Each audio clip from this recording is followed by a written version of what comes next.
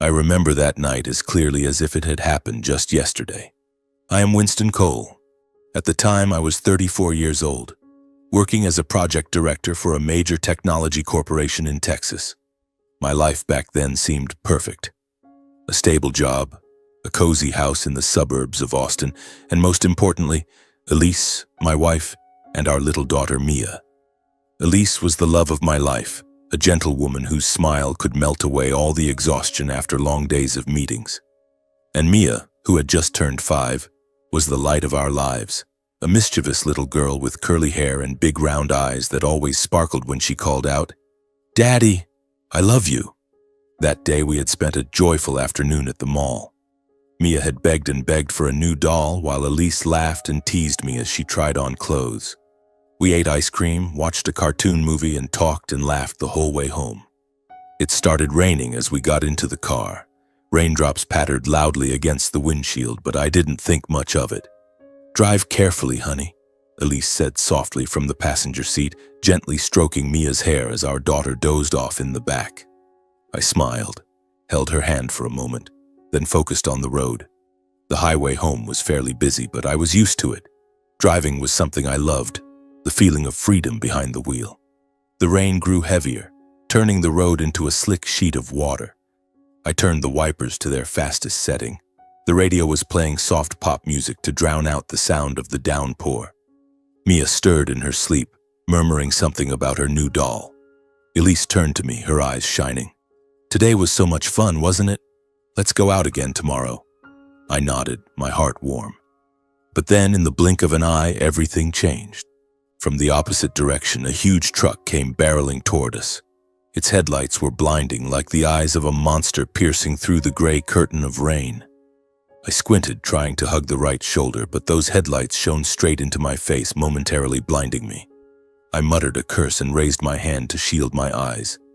The steering wheel jerked, the tires hydroplaned on the wet surface. I slammed on the brakes, but it was too late. The car spun out of control, whirling like a mad top. Elise screamed my name. Mia wailed from the back seat. My heart pounded. Everything became a blur, the screech of metal, the shatter of glass. The car smashed into the concrete median, flipping several times amid the torrential rain. My body was thrown forward, the seatbelt cut into my chest like it wanted to crush me. Pain, an excruciating pain, shot from my back down to my legs as though someone were stabbing a knife into my spine. The stench of gasoline mixed with the metallic smell of blood filled my nose. The car finally stopped upside down. Rain poured in through the cracked windows. I hung upside down from the driver's seat, dizzy, my ears ringing from the impact. I whispered my wife's and daughter's names, fumbling to unbuckle the seatbelt. My hands shook. Blood from a gash on my forehead dripped into my eyes. I had to get out. I had to save them. With the little strength I had left, I crawled out of the driver's seat, my body heavy as lead. Oh God, I can't move my legs. They were numb, as if they no longer belonged to me. Using my arms, I dragged myself across broken glass. Cold rain lashed my face. The smell of gasoline grew stronger. I was terrified the car would explode any second. Propping myself up on my arms, I pulled my body toward the passenger side. Elise lay motionless, her head lolled to one side, blood trickling from her ear and mouth. Her beautiful face was pale, her eyes half closed. "Elise, wake up, baby." "It's me." I shook her, but her body was limp, unresponsive. My heart tightened, terror rose like a tidal wave. Then I looked to the back seat.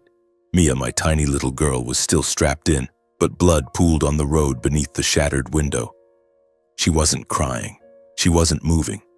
"Mia, sweetheart, wake up, don't scare Daddy," I screamed, crawling closer, reaching out to touch her small face. Her body was soft, cold. There was no breath. Shock hit me like a punch to the chest, leaving me gasping for air. That image burned into my mind. Blood mixing with the rain, the sound of rain drowning out everything else. I held Mia close, tears mingling with the rain, but my vision began to fade. Pain spread through my entire body, my spine felt crushed. Sirens from ambulances and police cars grew louder in the distance, but for me it was already too late. The world went black and I collapsed beside them, praying it was just a nightmare. When I woke up, everything was white. The ICU, the sharp smell of antiseptic, the steady beeping of machines. My entire body was wrapped in bandages like a living mummy. I tried to move, but a stabbing pain shot from my spine, making me groan. "Oh God, Winston, you're awake." A joyful voice came from beside me. I turned my head. My blurry vision gradually cleared. It was Tiffany Hart, Elise's 28-year-old younger sister, sitting by the bed. Her face was exhausted, eyes red and swollen, but she forced a smile to hide her grief. Tiffany had always been the cheerful little sister who loved coming over to play with Mia. Why was she here? Tiffany, what happened? "Where are Elise and Mia?" I asked weakly. She took my hand and squeezed it gently. "Just calm down, okay? Don't try to move or exert yourself. Let me call the doctor right away. I'll be right back, just wait a moment." A while later, the doctor entered, a middle-aged man with a grave expression. He checked my eyes, took my pulse, then nodded. "You're fully conscious again. That's a very good sign. It means your brain is functioning stably after the accident." I looked at him, my heart filled with dread. "Doctor, please tell me, what's wrong with me? Why can't I feel my legs? It's like they've completely disappeared." He sighed heavily. "You suffered a severe spinal cord injury in the crash. You're paralyzed from the waist down. The chances of walking again are virtually zero. We'll do everything we can for rehabilitation, but it will be extremely difficult." His words struck me like lightning. Paralyzed? Me, a strong, healthy man, now crippled? I was stunned, my mind spinning. But then the images of Elise and Mia flooded back. Elise and Mia, where are they? "Are they okay?" I asked in panic, my voice trembling. The doctor glanced at Tiffany, then avoided my eyes. Tiffany lowered her head in silence. That silence weighed like lead. My heart raced. A terrible premonition hit me. I gathered all my strength and shouted, "Somebody tell me, where are they? Why won't anyone answer me?" I tried to push myself up, but my body betrayed me. My lifeless legs caused me to collapse back onto the bed. Pain surged, but physical pain was nothing compared to the fear in my heart. It's all my fault. I wasn't careful enough while driving. Oh God. I blamed myself, tears streaming down. Tiffany and a nurse rushed to hold me down. She whispered, "Please calm down, Winston. You'll hurt yourself even more."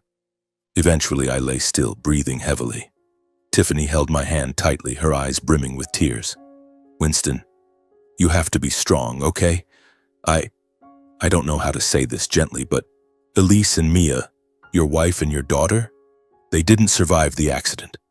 They died at the scene before they could even reach the hospital." Her words cut into my heart like a knife. No, it couldn't be. "What? No, that's not true. They were just injured." I shook my head, but deep down I knew it was real.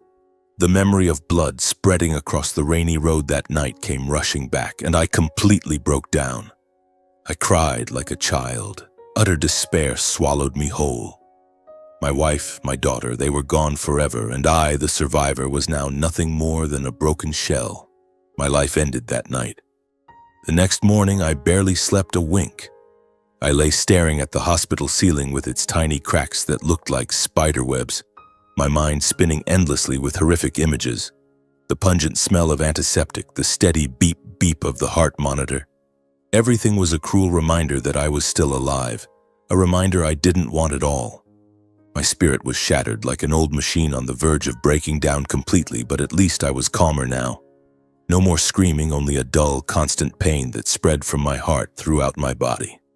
Tiffany stayed by my side the whole time. Her face exhausted, dark circles under her eyes, yet she still forced a smile as she pushed the food tray closer to my bed. "Eat some porridge, Winston. The nurse said you have to take your medicine on time," she whispered softly, as if afraid of startling me. I looked at her, feeling both gratitude and guilt.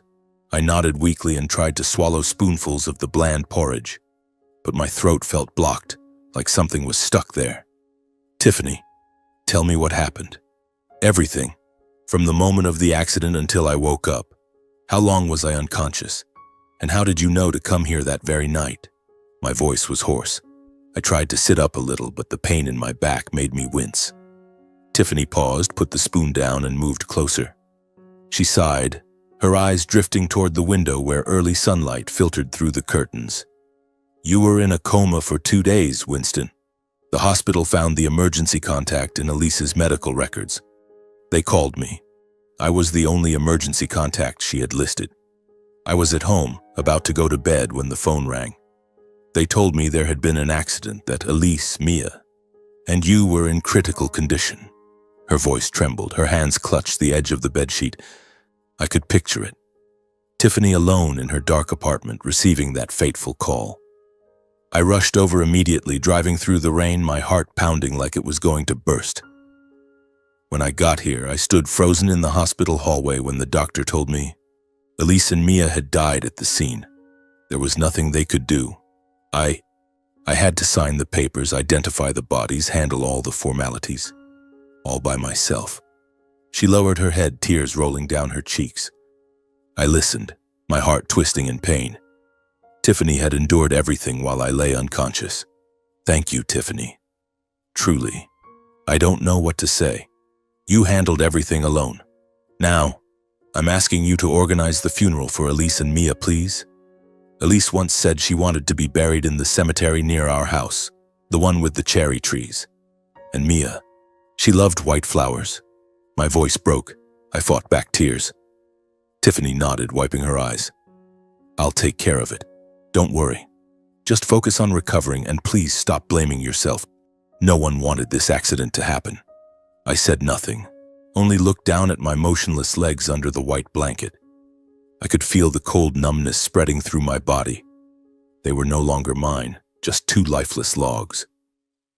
The thought of being disabled for life choked me as if someone were strangling me. I was useless, a burden to everyone. God, how am I supposed to live now? Paralyzed from the waist down, unable to walk. I'm worthless, I whispered, my hands clenching the sheet until my knuckles turned white. Tiffany took my hand. Don't think like that. You will recover. As long as you're alive, there's still hope. You have to stay positive. But her words only made me feel more hopeless. The future ahead was nothing but pitch-black darkness with no way out. I called my parents, Camden and Marilyn Cole. They lived in a luxurious villa not far from Austin, always busy with their real estate empire. Our relationship had never been close. They saw me as a failed project because I chose technology instead of joining the family business. But now, I needed them. My hands shook as I dialed. Hello, Dad? It's me, Winston. My father's voice came through, cold as always. Yes, what is it? I told him everything, the accident, the deaths of Elise and Mia, my paralysis. I need you and Mom to help Tiffany with the funeral. I can't do anything from this hospital bed. Silence for a moment, then he muttered, All right. I'm in a meeting right now. I'll look into it later. He hung up. Not one question about my injuries, not a single word of condolence for Elise and Mia, not even a hint of comfort. I called my mother, hoping she would at least understand my loss, but she was even colder than my father. I'm very busy too.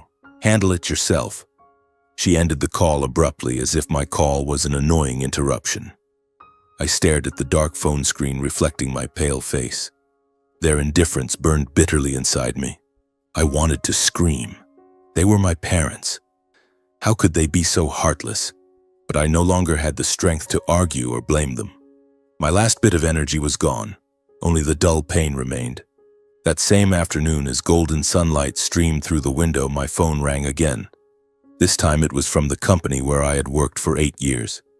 I had been a project director, leading teams through major contracts, sacrificing countless sleepless nights. They must be calling to check on me, I thought, a tiny spark of hope flickering. My boss's voice was ice cold. Winston, we're calling to inform you that because of your prolonged absence, a critical project has been severely impacted. Management has decided to transfer your responsibilities to someone else. My heart sank. What? I was in an accident, unconscious for just 2 days. He cut me off. It's not just that. Your extended unnotified leave has caused significant damage. We have no choice but to terminate your employment to maintain organizational progress. His words hit me like a thunderbolt. Terminate me? How can you do this? I'm paralyzed. I lost my wife and daughter. Please give me time. I tried to explain, my voice shaking as I told him about the accident and my pain. But he refused to listen further. The decision is final. Good luck. The call ended in a few short sentences, leaving only the long, empty beep. When the screen went dark, I felt a profound emptiness, like a black hole swallowing everything. Family gone, career gone, my body no longer my own, and the future ahead nothing but an endless abyss. I lay there staring out the window as the afternoon light faded, my heart dying little by little. Tiffany came back, saw my face, and asked anxiously, "What's wrong?" I told her, tears streaming down. "They fired me. I've lost everything, Tiffany." She hugged me and whispered, "You still have me. We'll get through this." But at that moment, I couldn't believe it. My life, once at its peak, had now fallen into the deepest pit. Everything collapsed too fast, too cruelly. I wondered, could anything be worse? Or was this only the beginning of hell? The following days passed in a haze of medication and pain. I lay motionless in the hospital bed, my body wrapped in bandages, my paralyzed legs a brutal reminder of everything I had lost. Elise and Mia's funeral took place without me.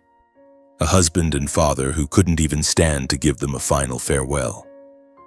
Tiffany had handled everything, just as he had promised. I could only picture the scene. A small white coffin for Mia, cherry blossoms for Elise, friends and colleagues bowing their heads in silence. But I wasn't there.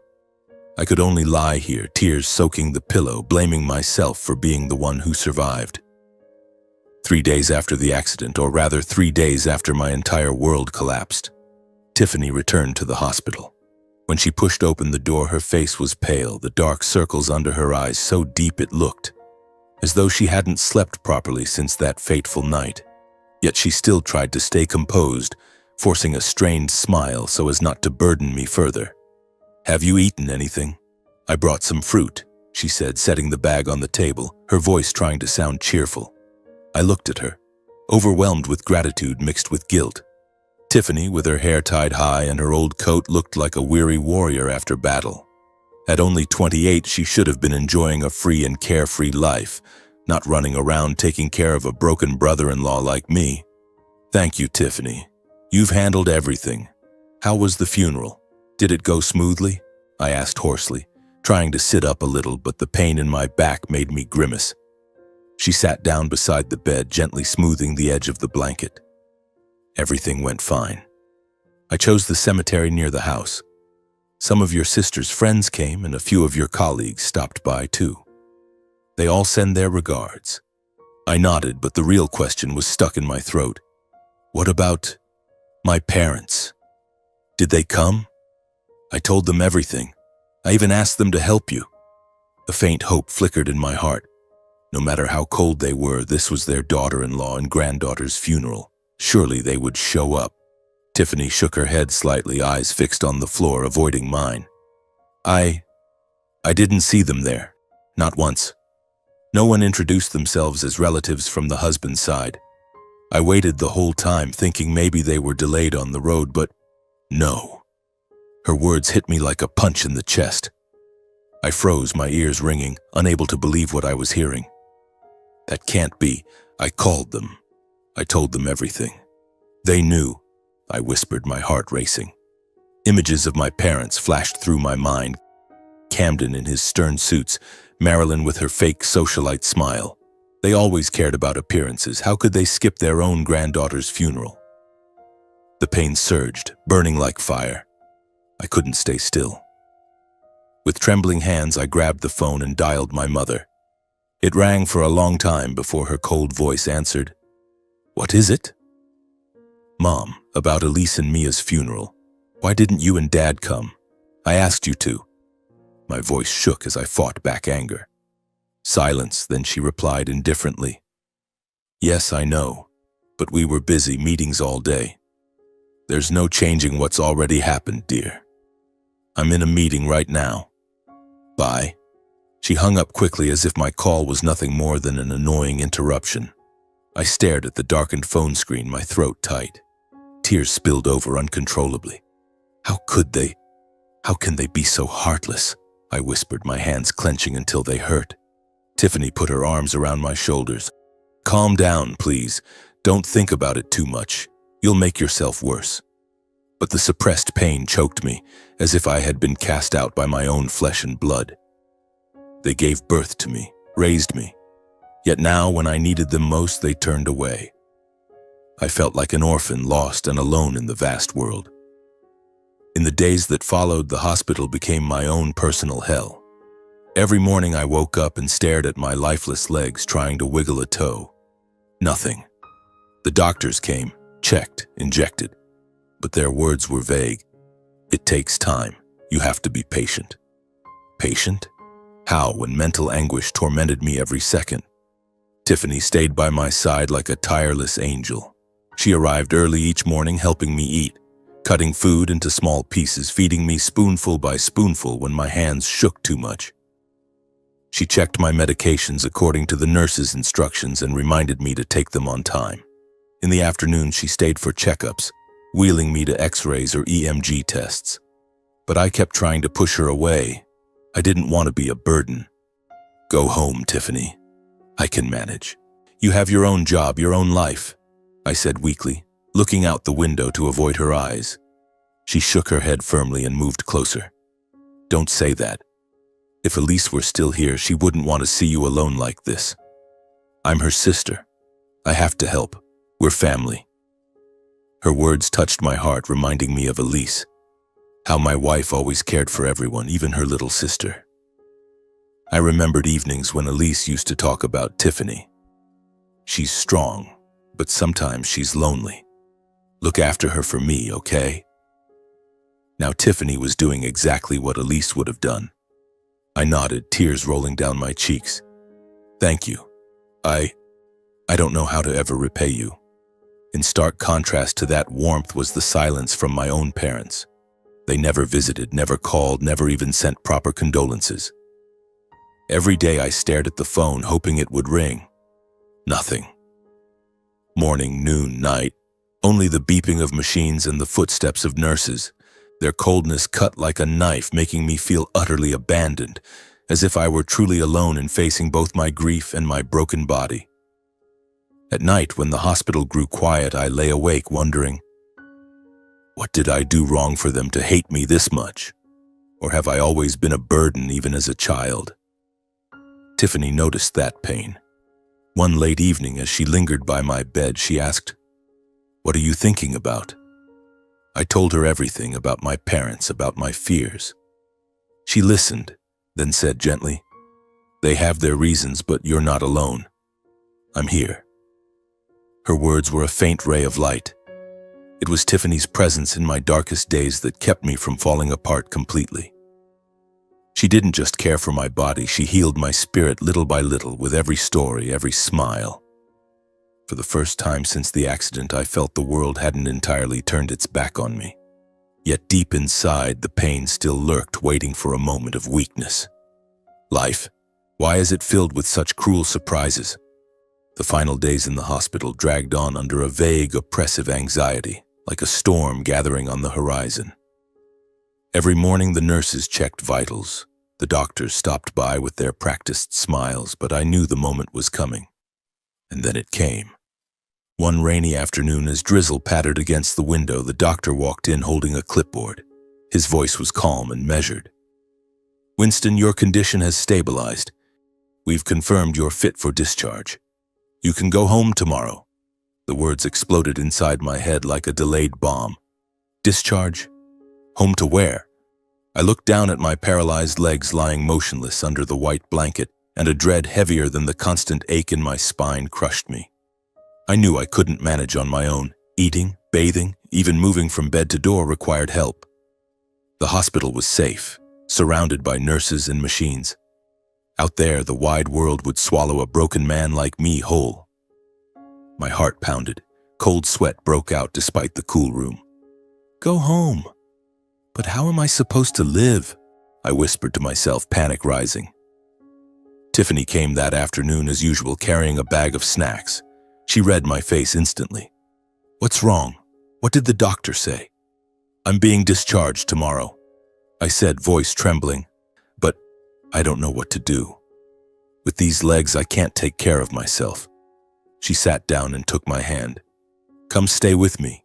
I have a spare room. I'll help you. Her offer was warm, sincere, but I shook my head. After many sleepless nights staring at the spiderweb cracks in the ceiling, I had no choice but to consider the last resort, asking my own parents. I didn't want to impose on Tiffany. She had already done far too much, and I was terrified of rumors of disrupting her life. A paralyzed man living with his young sister-in-law. People would talk, and I refused to let her suffer for it. No, Tiffany. I'll go to my parents' house. At least they're blood. They'll let me stay while I recover. I said it to convince myself as much as her. Tiffany looked worried. Are you sure? They never even visited you. I nodded, but my heart felt like lead. The next morning, discharge day, the hospital air felt suffocating. The nurse helped me dress and lowered me into a wheelchair. The sensation was strange and humiliating, like I was a helpless child again. Tiffany gathered my few belongings, some clothes, medication, and the old notebook Elise had once given me. She wheeled me down the corridor and said gently, "Here we go. Ready?" I nodded, but my heart was racing. The drive to my parents' house on the outskirts of Austin felt endless. Rain dotted the windshield, bringing back flashes of the accident night. I gripped the armrests, trying to push away memories of blood and twisted metal. Tiffany drove carefully, glancing over now and then. Tired? Close your eyes for a bit if you need to. I stared out the window, nerves jangling. I told myself they would at least let me stay a few months while I tried to rehabilitate. They'll understand, I repeated silently. But deep down, fear whispered, what if they refuse? When we arrived, the villa appeared. A huge house with manicured gardens, a garage holding 2 luxury cars, and a polished stone entrance. I had grown up here, yet it had never felt like home. Only a cold residence filled with formal dinners and conversations about money. Tiffany parked and helped me into the wheelchair. My pulse thundered. Sweat soaked my shirt. We rang the bell. My father, Camden Cole, opened the door. Tall, impeccably suited, silver-streaked hair, face unchanged at the sight of his son in a wheelchair. No shock, no concern, just a curt nod. Come in.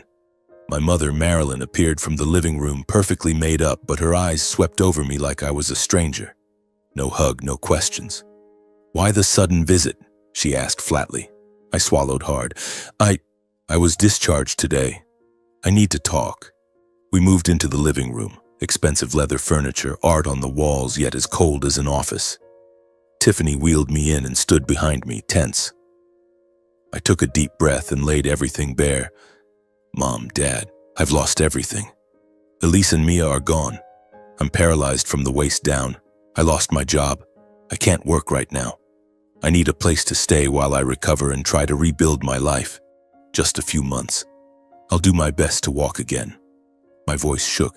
Tears threatened. I looked at them, searching for a flicker of compassion. There was none. My father folded his arms and shook his head. Having a disabled person living here would be extremely inconvenient, Winston. It would damage the family image, especially since we regularly host guests and business associates. What would they think if they saw you like this? The word disabled cut like a blade. That's how he referred to his own son? My mother added coldly, her voice shrill. Exactly. We can't turn the villa into a nursing facility. You should find somewhere more suitable, a retirement home or something, so you don't disrupt our lifestyle. Lifestyle? Something inside me snapped. How can you say that? I shouted, gripping the wheelchair arms until my knuckles hurt. I lost my wife and daughter. You didn't even come to their funeral, didn't call once while I was in the hospital, and now you won't let me stay a few months. I'm your son. Tears streamed down my face. Tiffany's trembling hands rested on my shoulders, trying to calm me. My father just stared, voice flat as a business report. You're an adult, Winston. The accident was unfortunate, but you have to take responsibility for your own life. Your mother and I can't take on any more problems. Problems? I was a problem to them? Then my mother glanced sideways with contempt and delivered the venomous blow. If Tiffany has been taking care of you every day anyway, just go live with her. Who knows? Maybe you'll replace Elise with her little sister. After all, you're already used to women from that family." The words were a vicious slap. Replace Elise with Tiffany? How could she say something so vile while I was at my lowest? I froze in disbelief. Behind me, Tiffany went pale with shock and humiliation. Her grip on my shoulders tightened painfully. She whispered, "Don't listen to them, Winston." But I saw tears in her eyes. She couldn't believe adults could spew such cruelty. The living room felt like a courtroom pronouncing sentence on me. My heart pounded as I waited for them to take it back. They didn't. Realizing there was no hope left, I said nothing more. I simply turned the wheelchair toward the door in silence. The wheels squeaked across the marble floor, carrying me away as my own flesh. And blood pushed me into the abyss for the third time. Tiffany wheeled me out, voice shaking. "Winston, are you okay?" I couldn't answer. Tears rolled down my cheeks. The rain outside had grown heavier, as if crying for me. We got into the car, and as we drove away from the villa, I looked back one last time. That house had never been a home, only a prison of painful memories. My heart was hollow, yet the pain was deeper than ever. Life, how cruel can it be? To be betrayed by your own blood, that was the fatal blow. I wondered if there was anything left to lose. Rain streaked down the car windows in long, jagged trails, like wounds that refused to heal. I sat motionless in the passenger seat, the folded wheelchair stashed in the trunk. My hands clenched so tightly the knuckles had gone white. Tiffany drove slowly, occasionally glancing over with worried eyes, but she said nothing. She probably knew that words right now would only make things worse. My mind spun with the images of what had just happened. My father's icy expression, my mother's venomous words slicing straight into my heart. Disabled, a burden, replace Elise with her little sister. Those phrases echoed relentlessly, choking me. What had I even hoped for? A hug? A word of comfort? They had never been like that. I'd grown up with their indifference, but this time it had shoved me straight to the bottom of the abyss. My heart raced faster as I thought about the future. No home, no money, a ruined body. Was there anywhere left for me to go?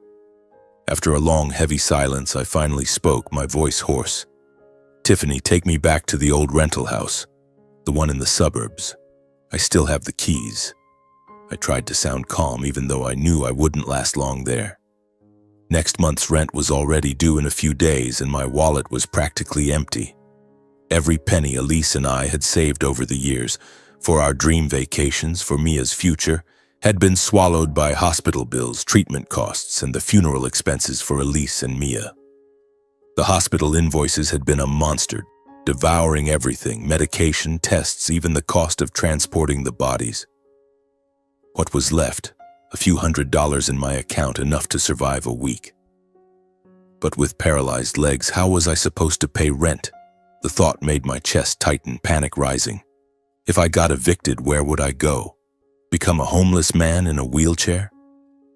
Tiffany shook her head immediately, her voice firm yet gentle. "No way. You can't go back there and live alone in your condition. That apartment is tiny, the stairs are steep. There's no elevator. It's completely unsuitable for someone paralyzed from the waist down. You'd be in danger. You could fall and have no one to help." She gripped the steering wheel tighter, eyes fixed on the road. I knew she was right. That little rental had once been our happy home. Elise cooking in the cramped kitchen, Mia running around laughing. But now it was just a narrow box full of painful memories. I pictured myself there alone, crawling from bed to kitchen, hands shaking as I tried to hold a spoon. And if I fell, no one would hear me call for help. Cold sweat broke out at the thought, yet I still tried to refuse. "It's okay, Tiffany. I don't want to mess up your life. You have work, friends. I'll manage somehow. I'll hire a caregiver or something." The words sounded weak even to me. Manage? With lifeless legs and a shattered heart? But Tiffany refused to let me stay there. Her voice trembled with emotion. "Don't say that. Elise would never want to see you alone and in danger like this. She always looked out for you, and I'm her sister. I have to do this for her." Please come stay with me just temporarily. I have plenty of space. I'll take care of you." Her words struck the deepest part of my pain. I saw Elise smiling, stroking my hair. "You're never alone. I'm here." Elise was gone, but Tiffany was trying to fill that void. My heart pounded, torn between gratitude and guilt. I wanted to refuse, to prove I was still strong, but my exhausted body and broken spirit wouldn't let me. Finally, with no other options and no strength left to argue, I nodded. "Okay, thank you. I'll stay with you." Tiffany gave a small, relieved smile, though her eyes were red. The car turned toward her apartment, and I wondered, was this a new beginning or just another burden I was placing on her? When we arrived, her apartment was in a quiet neighborhood with a small balcony overlooking a park. It wasn't big, but it was cozy. Neatly stacked books, plants on shelves, the faint scent of coffee in the air. She wheeled me inside and quickly set up a comfortable sleeping area in the living room. Fresh sheets, soft pillows, curtains drawn against the light. "Rest now. I've got everything ready. Medicine here, warm water here, and I'll make you some porridge," she said, busy but gentle. I lay down, my body drained after the ordeal, from the hospital to the confrontation with my parents. Rain still tapped against the window, a sad lullaby. Watching Tiffany bustle around, gratitude flooded me, mixed with guilt. She should have been living her own peaceful life, working, seeing friends, dating, not caring for a broken brother-in-law like me. In the days that followed, a routine slowly formed at Tiffany's place, but for me it was filled with struggle and anxiety. She woke before sunrise every morning to prepare food and medicine before heading to work. I'd hear her in the kitchen, the clink of a spoon stirring porridge, the blender whirring. Then she'd bring a tray to my bedside. "Eat up. I made banana smoothie today. Good for you." In the evenings, after a long day at work, she'd come home and continue caring for me, helping me bathe, change clothes, assisting with every small daily task. "Just call me if you need anything," she'd say, tired but cheerful. I saw how exhausting it was for her, and the gratitude and self-reproach tore at me. Every time I caught her dozing off on the sofa after staying up late massaging my legs, my heart clenched. My life is nothing but a burden now, I thought, tears welling up. I remembered Elise once saying, "Don't ever let anyone sacrifice for you." Now Tiffany was sacrificing, and I was powerless to stop it. In those first days at Tiffany's, I struggled with my half-paralyzed body like a prisoner trapped inside my own skin. Even turning over or sitting up made me break into a sweat. My spine throbbed as if pierced by needles. I tried to do things myself, reaching for a glass of water only for my trembling hand to spill it everywhere. I muttered curses, despair flooding me. I started the exercises the doctor had prescribed, sitting upright, shifting on the bed, balancing with my arms. But I fell often, staring helplessly at a body that refused to obey. Once, trying to sit up too fast, I crashed to the floor, pain shooting through me. Heart pounding, I lay there, gasping, wondering if it was even worth trying. Tiffany rushed in, terrified. "What happened? Don't practice alone." Every evening she patiently helped with therapy, supporting me on the walking frame, massaging my limbs with warm oil, encouraging me step by step. "One more try. I've got you," she'd say, gripping my hands tightly. Those sessions were agonizing, my legs stiff and numb, muscles twitching, but she never gave up. I thought of Mia, how she used to laugh when I taught her to ride a bike. "Hold the bike for me, Daddy." Now I was the child who needed someone to hold me. The guilt kept me awake at night, anxiously waiting for any sign of improvement. Then one morning, as I tried moving like always, I suddenly felt a faint tingle run down to my foot, like a weak electric current. My big toe twitched, just a little but enough to stun me. "Tiffany, look." "Oh God, I can't believe it," I shouted, voice shaking with emotion. She ran in, eyes wide. What is it?" I tried again, the toe moved more clearly. We both froze, then burst into overwhelmed joy. She hugged me, tears streaming down. "You did it!" I smiled, the first real smile in months, warmth spreading through my chest. But after that brief moment of joy, reality crashed back. I knew the road to recovery was still incredibly long, months, maybe years, filled with pain and setbacks. And I was still trapped. No job, no money, completely dependent on Tiffany. The future remained a dark void. My heart raced whenever I thought, what if she gets tired of this? What if I never improve? Those days I trained twice as hard, but the fear never left. Tiffany kept encouraging me. Just one small step. We'll make it. I nodded, but deep down the anxiety never faded. Life is full of surprises. From the depths of despair, a tiny spark of hope had flickered. But would it be enough to pull me out? The following weeks passed in a familiar yet exhausting rhythm. Every morning I woke up and looked through the thin curtains of Tiffany's apartment where sunlight filtered in and wondered what the day would bring.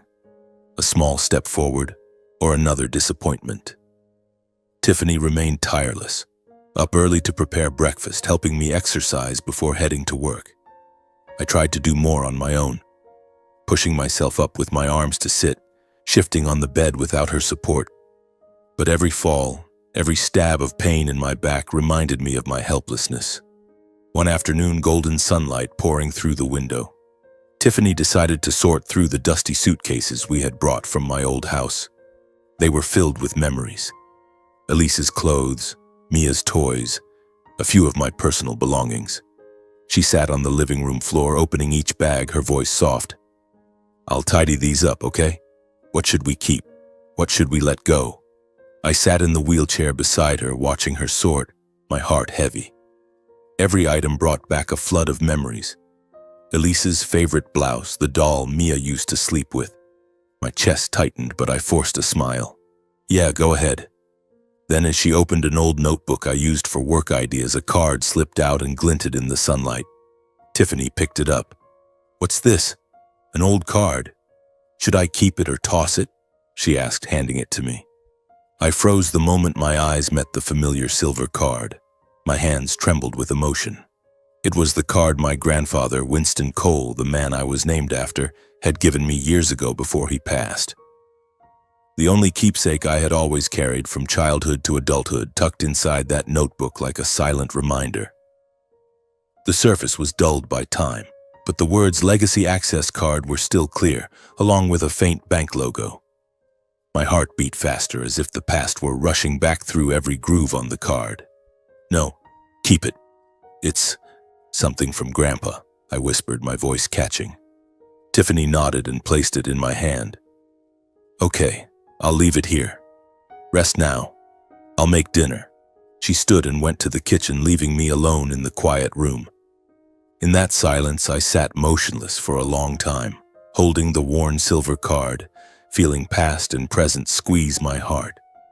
A deep, wordless emptiness rose inside me, and my eyes blurred as childhood memories flooded back like a tide.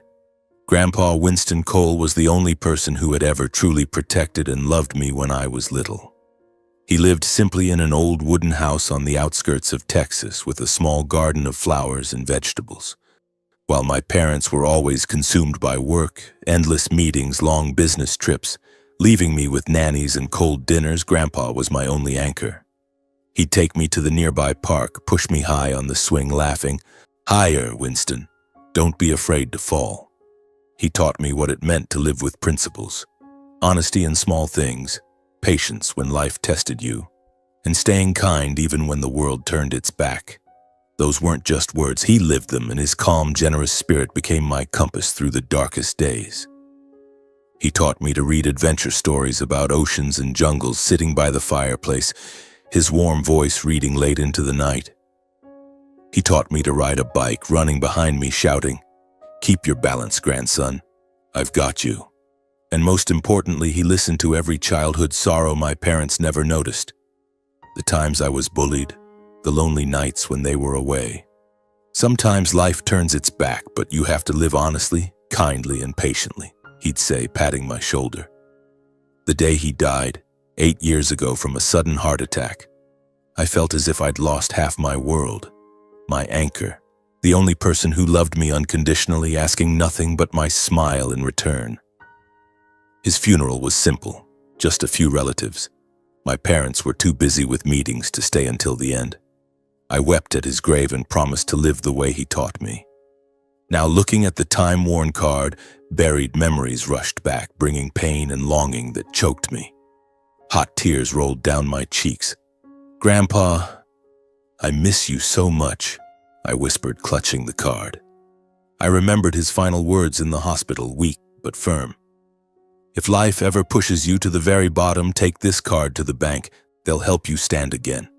Back then, I thought it was just a small savings account, a few $1,000s, nothing more. I had smiled sadly and said, "Thanks, Grandpa, but I'm fine." Now paralyzed, having lost everything, it was the only comfort I had left. My heart raced with a mix of hope and curiosity. What was really in there? A little money to survive? Or just a memory? The next morning, after a sleepless night filled with memories of Grandpa, I decided to find out. While Tiffany prepared breakfast, I called, "Tiffany, can you take me to the main branch of First National Trust? I need to check this card." She looked surprised. "That old card? Sure. We'll go after breakfast." My heart pounded the entire drive through the familiar streets of Austin, everything blurred by anxiety. First National Trust stood downtown, a tall building with gleaming glass. Tiffany wheeled me to the counter. I handed the card to a young employee with a professional smile. But the moment she saw the front of the card, her expression changed. Eyes widened, hands trembled slightly. "Please, wait just a moment," she whispered, immediately ushering us into a private room and calling a senior manager. The atmosphere turned formal, almost secretive. Staff whispered, the door closed firmly. Both Tiffany and I were bewildered. What is this card? Why the private room?" she asked quietly, squeezing my hand. I shook my head. "I only know it's from Grandpa." My pulse thundered, cold sweat broke out. Then the manager entered, a middle-aged man in a sharp suit, momentarily stunned to see the legacy access card in the hands of an ordinary man in a wheelchair. "Mr. Cole, good day. We need to verify your identity." His tone was grave.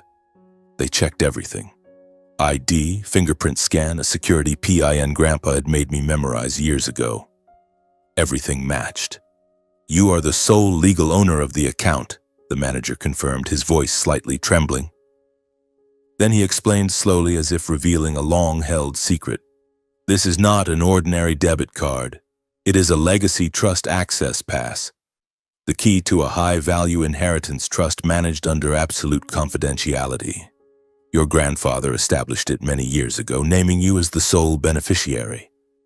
My heart felt like it would burst. He listed the assets, $1.2 billion in total, including over $120 million in cash, a blue-chip stock portfolio worth nearly $480 million, a 25% stake in his real estate company valued at approximately $320 million, more than $160 million in bonds, a commercial complex in Phoenix worth over $150 million, and 2 safe deposit boxes containing documents, precious metals, and a USB drive left by Grandpa. I sat speechless, mouth open, unable to believe my ears. 1.2 billion? My grandfather, the man who lived simply, wore old clothes, ate plain oatmeal, vegetable soup, or baked potatoes every day, had left a fortune this enormous? How is this possible? I whispered, tears welling up, my heart racing. The manager smiled. Your grandfather was a very private, highly successful investor in real estate and securities. He wanted everything kept secret until it was needed. On the way out of the bank, I sat silently in the wheelchair, clutching the USB and the card, overwhelmed and deeply moved. Tiffany drove, voice trembling. You're rich. My God. Grandpa left you an incredible fortune. But I didn't smile. I just cried quietly. Grandpa had saved me from the grave, from the abyss. A new door was opening after every tragedy that had pushed me to the bottom. My heart beat fast with a flicker of hope, recovery, a fresh start, living kindly as he taught me. Yet deep down, I knew the journey was only beginning. With that wealth came great responsibility. Life is so full of surprises. From poverty, I had become a billionaire overnight, but Grandpa's memory was the true treasure. I thought of him more than ever. Those afternoons when he talked about investing, It's not about money, it's about patience, grandson. Now I understood. Back home, I carefully put the card away, my heart warm. Tiffany asked, "What will you do with all that money?"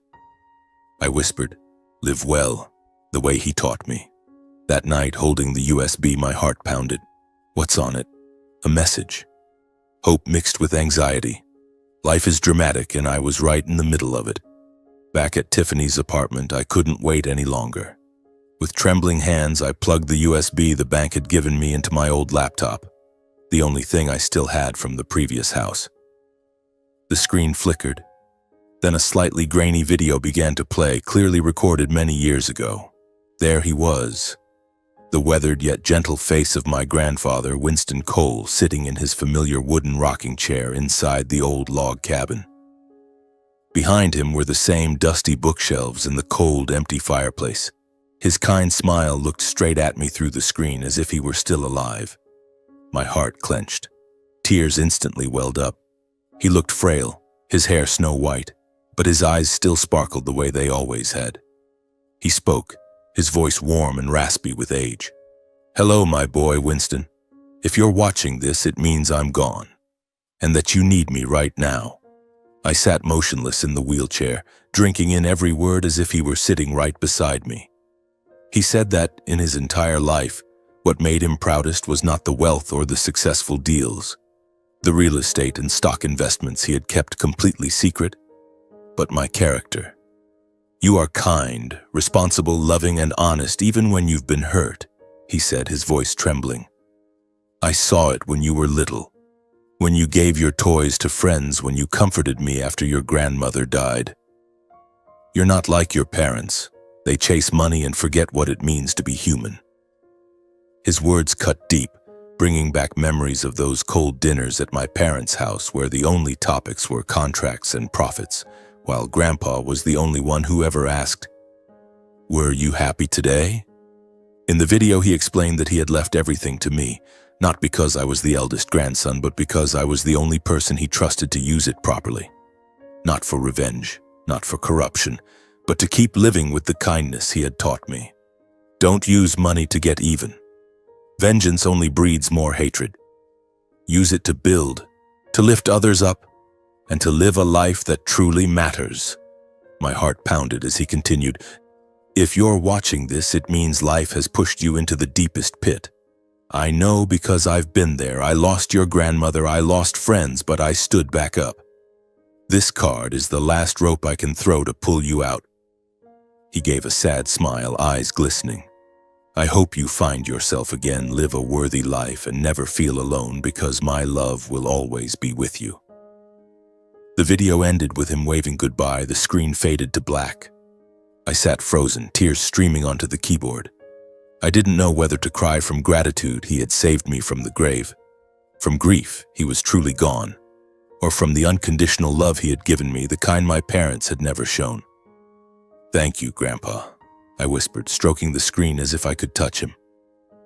For the first time since the accident, after months of living in despair, I could actually see a future. Not an endless black void, but a path, rough and steep, yet with light at the end. Tiffany walked in from the kitchen and saw me crying.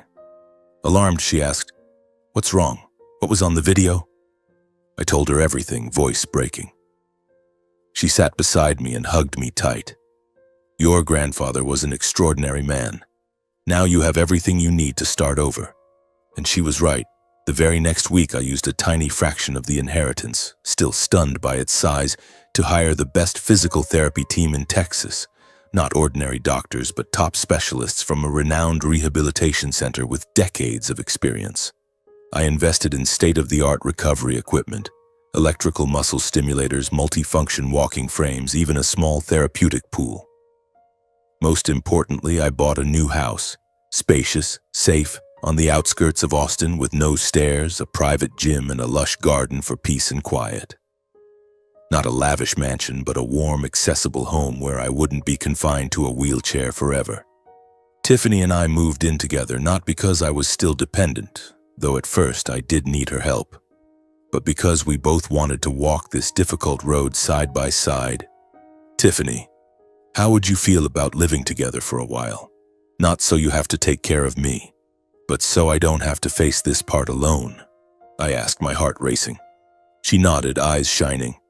"I understand, and I don't mind at all. If you need someone by your side, I'm here. After all, we're still family." Moving was a challenge. Boxes piled high, laughter mixed with tears when we found old photos of Elise and Mia. But the new house brought hope. Wide bedrooms, a modern kitchen, a bright gym filled with gleaming equipment. Therapy began immediately, and it was still hell. Every morning the team arrived, muscle massage specialists, physical trainers with personalized programs.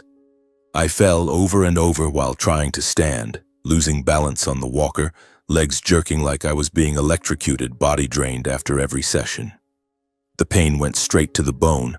I was soaked in sweat and wanted to give up 100 times. "I can't do this," I'd shout, lying on the floor gasping. But every single time Tiffany was there to help me up, encouraging me step by step. "Try again. I'm right here," she'd say, gripping my hands, her eyes full of determination. She didn't just help physically, massaging my legs at night, preparing nutritious meals. She lifted my spirit, telling funny stories, playing the music Grandpa loved, reminding me of his words. Live kindly and patiently. 3 months in, I could sit steadily without shaking and move around the house on the walker by myself. "Winston, you're amazing." "You did it," Tiffany cheered, hugging me tight. 6 months later, I practiced standing, shifting weight onto my legs every second like needles.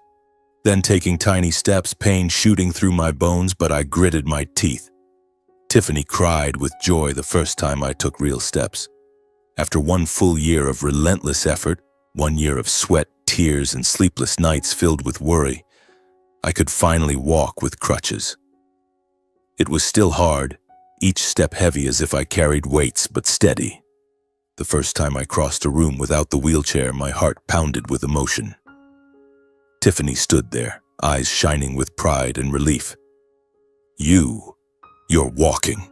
Oh my God." We hugged, laughing and crying at once. It was a rebirth. From a broken man, I had become someone who could stand again, even if still limping. While I focused on recovery and rebuilding my life, planning finances, making small investments the way Grandpa taught me, I occasionally heard snippets about my parents. They had run into debt from reckless investments and overspending. The luxury villa, new cars, but now partners were pulling out, banks were foreclosing. I said nothing, didn't call, didn't help. I only felt a clear, quiet distance, as if their life and mine had long been on separate paths and no longer concerned each other. My heart no longer raced with anger when I thought of them. Just a faint, fading sadness, like looking at an old photograph. They reap what they sow, I thought, then went back to my training. My life now belongs to me, with Tiffany by my side, Grandpa watching from above, and a future brighter than ever. Yet deep down, I know the challenges aren't over. The drama still lurks, and I have to stay ready. Once my health had stabilized further, when I could walk with crutches without Tiffany constantly supporting me, even though every step still felt like needles, I decided I could no longer just sit still. Lying in the living room of our new house, gazing out at the lush garden bathed in late afternoon sunlight, I thought all night. The fortune Grandpa left me wasn't meant for me to lie around and enjoy. He had taught me to live kindly, responsibly, and to build something worthwhile. With years of experience as a project director in tech, leading teams through major contracts, solving complex problems, I knew I could do it again. "Start a new company," Tiffany suggested one evening as we sat with cups of hot coffee. "You know you're good at this. Elise always said so. Don't waste your talent." My heart raced with excitement and fear. Fear of failure, fear my body wouldn't keep up, but I nodded. The following week, I used a tiny fraction of the inheritance, just a few $1,000,000, enough to get started, to found a technology company specializing in project consulting and software development. The name, Legacy Tech, in memory of Grandpa and my promise to live well. The early days were brutal, like walking into an endless battle. I ran the company from a small, inexpensive office in downtown Austin, wooden desks, a handful of computers, while continuing daily physical therapy and learning to live again with a body that had once been paralyzed. Before sunrise, I practiced walking around the house, legs trembling, shirt soaked in sweat after only a few meters. Then I drove to the office, crutches in one hand, heart pounding in case I fell on the way. There I met with the tiny initial team, just 3 young engineers I hired online who believed in my story. "We start small, then we grow strong," I told them, trying to keep my voice steady. Reality was harsh. The first project was a simple app for a local client, but they were skeptical. "You were paralyzed from the waist down? Can you really guarantee deadlines?" Their words cut deep and made me doubt myself. At night, exhausted from therapy, leg massages, electrical stimulation, I lay awake wondering, can I really do this? Or will I fail again? At first, the company had only a few employees and small, scattered projects, optimizing systems for local stores, building basic websites. Clients still doubted the abilities of a man who had been disabled. I saw their eyes flick to my crutches during meetings. My heart raced with anxiety, afraid they would walk away. But through relentless persistence, staying up late planning, making cold calls despite dozens of rejections, and clear strategies drawn from past experience, each project was completed flawlessly. The first app ran perfectly, the client was thrilled and referred others. Trust grew, leading to bigger contracts, software development for startups, project consulting for mid-sized firms. Revenue rose, the team grew to 10. My heart pounded with joy every time I signed a new contract. I did it. Within months, the media took notice. The first local article appeared. "From Paralyzed to Powerhouse, the inspiring story of Winston Cole." They told of the accident, the loss, the unexpected inheritance, and how I rose to start a company. Then it spread. TV interviews, viral social media posts. They called me a symbol of resilience, the man reborn from despair. Articles exploded online, hashtag Winston Cole story trended for days. I read the comments, "He inspires me." From rock bottom to the top. My heart raced with emotion, not from fame, but from knowing my story was helping others. Then the drama began. As soon as my parents, Camden and Marilyn, saw the news, they reached out. The phone rang in the middle of the night. "Son, we've seen the reports. It's time you fulfilled your duty as a son and invested a substantial amount in our company to help the family through these difficulties." My father's voice was cold, like a debt collector. I froze, anger surging. "Difficulties? You once called me a burden," I thought, but answered calmly and firmly, "I'm sorry, but I can't. I have my own plans." They hung up furiously. In the following days, they kept calling and texting, harassing me. "You're selfish. We raised you, and now you abandon us in our hour of need." I ignored every call, turned off the phone when the screen kept lighting up, heart pounding with tension, and focused on the company. When they refused to give up, they showed up at my office, causing a scene. One beautiful sunny morning, while I was in a team meeting, an employee rushed in. "There are an older man and woman at the door demanding to see you." I went out and found my parents standing there, faces red with rage, filming on their phones. "Our own son is rich but abandons his parents. We're going bankrupt because of debts and he refuses to help," my mother shouted, drawing a crowd. My heart raced, cold sweat broke out. What if clients saw? What would the staff whisper? The incident caused a few ripples. Some partners called to ask questions, social media buzzed, but I stayed silent, refusing to respond. "Don't react," Tiffany advised, hugging me. "They'll expose themselves." And that's exactly what happened. When journalists dug deeper, the truth came out. How they had abandoned their paralyzed son, skipped the funeral of their daughter-in-law and granddaughter, and thrown me out of their home.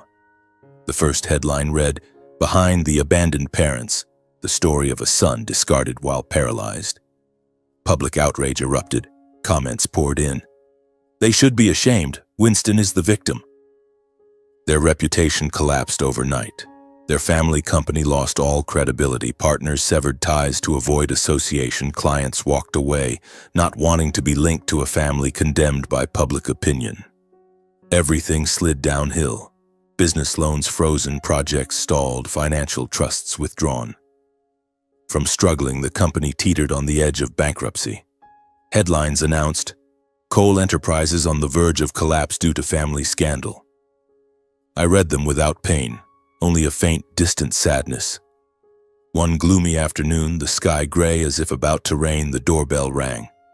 I opened it to find Camden and Marilyn standing there, faces gaunt and weary, clothes rumpled instead of designer suits. "Son, let us in. We need to talk," my father said weakly. They begged me once more to invest and save the company, and asked to move in temporarily because their house was being foreclosed. My heart raced, not with anger but with the weight of facing the past. I stood at the threshold, looking at the two people who had given me life, now broken and remorseful, yet I felt no hatred, only a quiet, faded sorrow like looking at strangers. "Do you remember the day I was paralyzed and had lost everything? I begged to stay with you and you threw me out, called me a burden, told me to go live with Tiffany?" I said calmly. They lowered their heads. "We were wrong. We treated you terribly. Please forgive us." I shook my head. "Everyone reaps what they sow. I'm sorry, but I can't help you."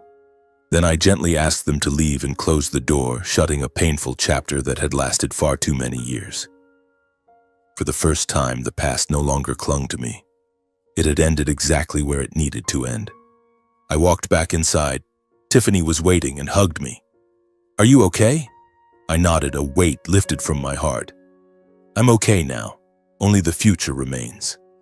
That night, lying beside her, I still lay awake for a little while, nervous because life is always full of surprises.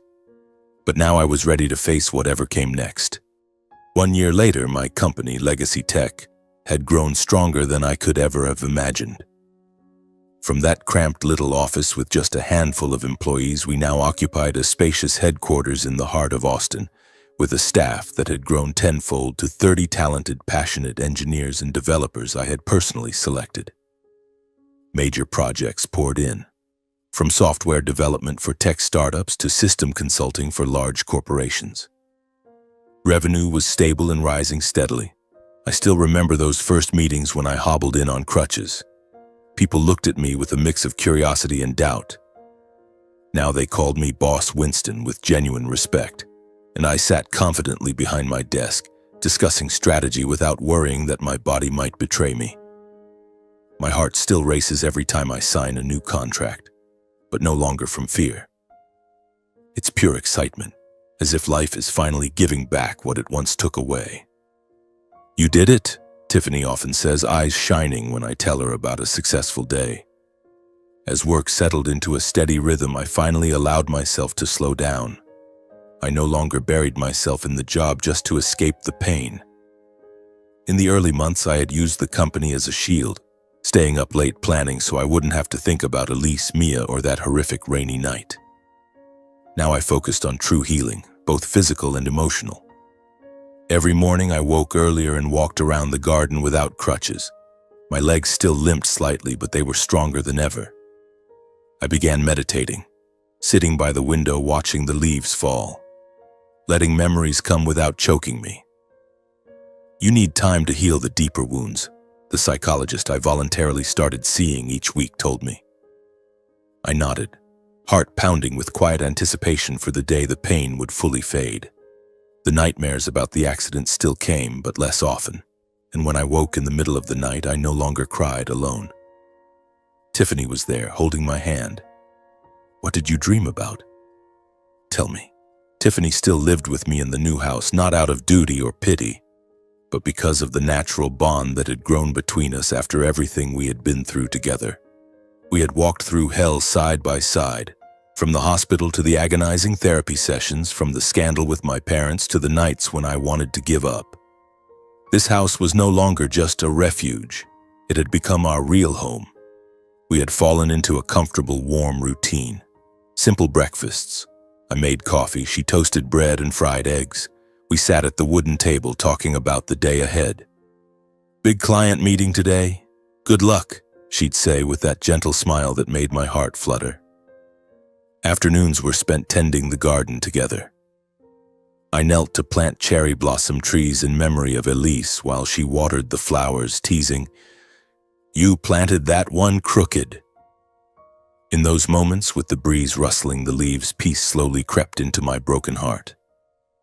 We still did light therapy sessions. Even though I walked well now, I kept up the exercises to strengthen my muscles. Tiffany would support my legs while I stretched, massaging my shoulders, voice soft. "Slow down, take your time."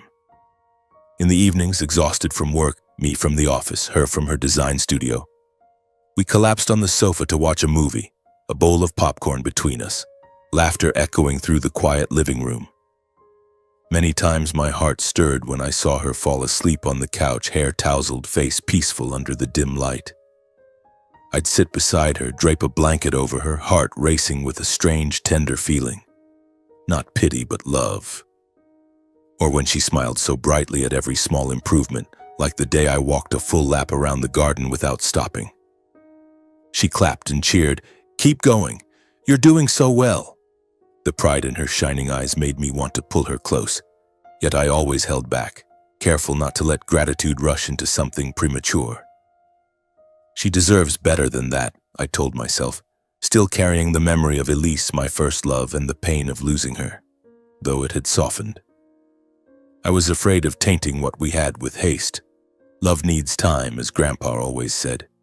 Patience, grandson. One cool weekend evening with golden leaves falling outside the window, I decided to try walking without crutches.